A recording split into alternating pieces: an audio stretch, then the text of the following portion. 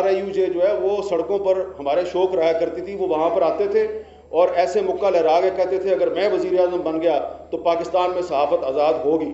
تو اب آپ وزیر اعظم بن چکے ہیں اور سینسرشپ کی جیتی جاگتی مثال جو ہے وہ آپ سے مطالبہ کر رہا ہے کہ پاکستان میں صحافیوں پر جو پابندیاں لگ رہی ہیں۔ اسٹیج پر موجود معزز وکلا رہنما اور خواتین و حضرات، آج کا یہ جو اجتماع ہے اس میں بہت سے مقررین نے کئی شاعروں کے اشعار پیش کیے ہیں، زیادہ تر مقررین نے ساحر لدھیانوی کے اشعار پیش کیے ہیں۔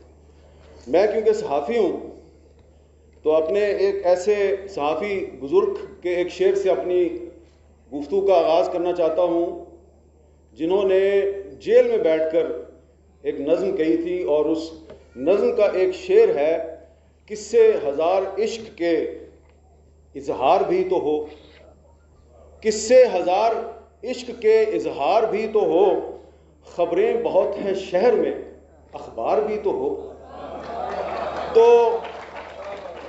یہ شعر ہے جناب منہاج برنا صاحب کا، جو Pakistan federal union of journalist کے صدر تھے۔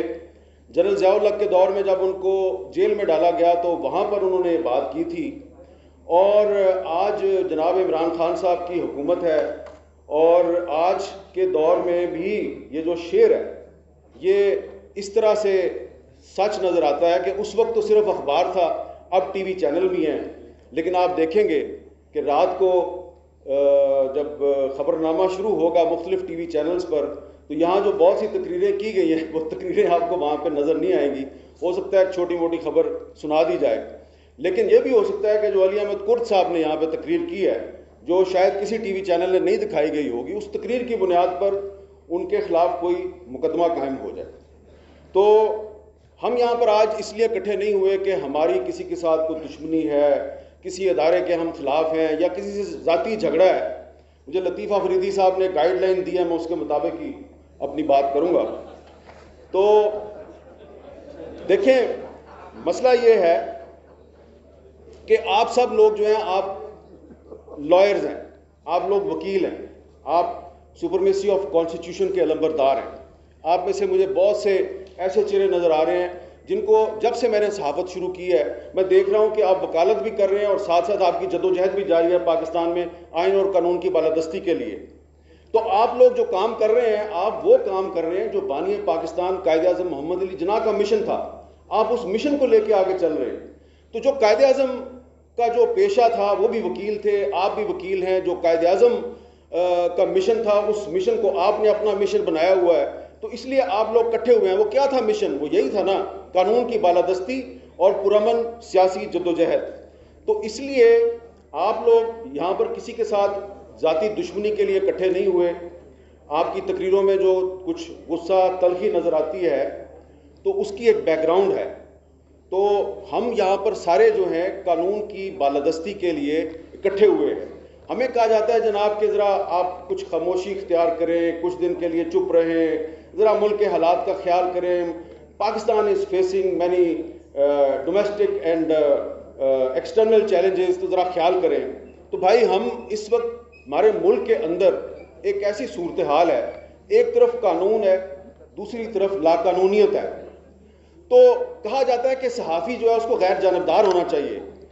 میں اس صحافت پہ یقین نہیں رکھتا، اس لیے کہ جہاں پہ ایک طرف قانون ہے دوسری طرف لا قانونیت ہے، ایک طرف جمہوریت ہے دوسری طرف ڈکٹیٹرشپ ہے، تو میں نے قانون کے ساتھ کھڑے ہونا ہے، میں نے جمہوریت کے ساتھ کھڑے ہونا ہے، میں اس میں غیر جانبدار نہیں ہوں۔ اس کی ایک وجہ ہے، اور اس کی وجہ یہ ہے کہ میں نے جس گھر میں جنم لیا، میرا باپ بھی صحافی، پھر میں نے جب صحافت کی تعلیم حاصل کی تو اس میں جو مجھے پریس ہسٹری پڑھائی گئی، وہ پریس ہسٹری میں کون لوگ تھے؟ مولانا محمد علی جوہر، وہ غیر جانبدار تھے، تقریریں کرتے تھے، اخبار میں کالم لکھتے تھے، گرفتار ہو جاتے تھے۔ اگر وہ غیر جانبدار ہوتے کبھی گرفتار نہ ہوتے۔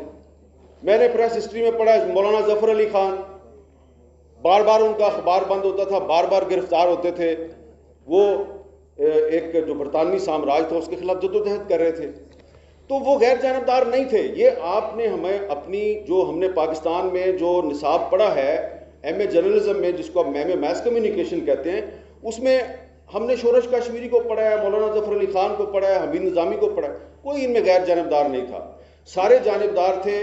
اس میں کوئی قائد اعظم کے ساتھ کھڑا تھا، کوئی جو ہے وہ پاکستان میں آئین و قانون کی بالادستی کے لیے کھڑا تھا۔ تو جب ایک طرف لا قانونیت ہے اور دوسری طرف قانون ہے، تو میں نے تو قانون کے ساتھ کھڑا ہونا ہے۔ اور اب تو میں خود بذات خود میں ایک ایسی مثال بن گیا ہوں کہ جب سے مجھ پر پابندی لگی ہے، 3 ہفتے ہونے والے ہیں، تو میں زیادہ ادھر ادھر نہیں جاتا، لیکن کہیں پہ بھی چلا جاؤں لوگ پوچھتے ہیں جی کی ہویا، یہ کی ہویا؟ میں نے کہا جی آپ کو نہیں پتا کی ہویا؟ میں کہتا ہوں یار ایک تقریر کی تھی، وہ اسد علی طور کو مار پڑی تھی، اس پہ میں نے تقریر کی تھی، اس لیے میرے پہ پابندی لگ گئی۔ انہوں نے کہا پابندی لگی ہے، تقریر تو آپ نے پریس کلب کے باہر کی تھی، پابندی آپ کو ٹی وی چینل پہ لگا دی، اچھا یہ کسی کورٹ کا آرڈر ہے؟ میں کہتا ہوں نہیں جی۔ یہ پیمرا نے حکم دیا ہے؟ میں کہتا ہوں نہیں جی۔ تو پھر پابندی کیسے لگ گئی؟ تو میرے پاس اس کا جواب نہیں ہے۔ اب یہ کیا ہے؟ یہ ہے لا قانونیت، کہ آپ نے پابندی لگا دی لیکن اس کا کوئی ریٹن آرڈر کہیں سے نہیں ہے، کسی کورٹ کا آرڈر نہیں ہے۔ تو اب کیا ہوں میں؟ حامد میر اس وقت کیا ہے؟ سینسرشپ کی ایک چلتی پھرتی جیتی جاگتی مثال، اور میں اس مثال کے طور پہ جب آپ کے سامنے کھڑا ہوں تو مجھے کہا جائے گا کہ ذرا خیال سے بولنا بھائی خیال سے ہی بولوں گا۔ یہی کہہ رہا ہوں کہ بھائی میں آئین اور قانون کی بالادستی پہ یقین رکھتا ہوں، جو بھی میرے ساتھ کرنا ہے آئین اور قانون کے مطابق کرو، اور اگر آپ صحافیوں کو جو مار پڑتی ہے، تشدد کا نشانہ بنایا جاتا ہے، مطیع اللہ جان کو اغوا کیا جاتا ہے، ابصار عالم کو گولی مار دی جاتی ہے، اسد طور کے گھر میں گھس کے اس کو مارا جاتا ہے، تو اگر ہم یہ مطالبہ کرتے ہیں کہ ملزمان کو گرفتار کرو تو آپ گرفتار کر دیں۔ آپ کیوں نہیں گرفتار کرتے؟ جب ملزمان گرفتار نہیں ہوتے کہتے ہیں اچھا وہ لڑکی کے بھائی نے مارا تھا۔ میں اس صورتحال میں نہیں جاتا، میں صرف یہ کہوں گا کہ جب 2007 کا یہاں بہت ذکر ہوا، 2007 کی لائرز موومنٹ کا یہاں بہت ذکر ہوا، 2007 کی لائرز موومنٹ میں آپ کے پاس سوشل میڈیا کی طاقت نہیں تھی، لیکن اس کے باوجود جیسا کہ یہاں پہ بتایا گیا کہ محدود وسائل کے باوجود آپ لوگوں نے ایک تحریک چلائی، اور آپ کی تحریک نے بہت سی کامیابیاں حاصل کیں۔ تو آج تو صورتحال مختلف ہے۔ اب جو 2007 کی جو بات ہوتی ہے، تو کسی نے کہا کہ اس وقت حالات جو ہیں وہ مشرف کے مارشل لا سے بھی زیادہ تشویشناک ہیں۔ اس وقت میرے پہ صرف ٹی وی چینل پر پابندی لگی تھی، میں اخبار میں لکھتا تھا، لیکن اب کوئی پاکستان میں پرویز مشرف نہیں ہے، جناب عمران خان صاحب کی حکومت ہے، میرے پہ ٹی وی پر بھی پابندی ہے، اخبار میں بھی لکھنے پر پابندی ہے۔ تو آپ دیکھ لیں کہ صورتحال کیا ہے۔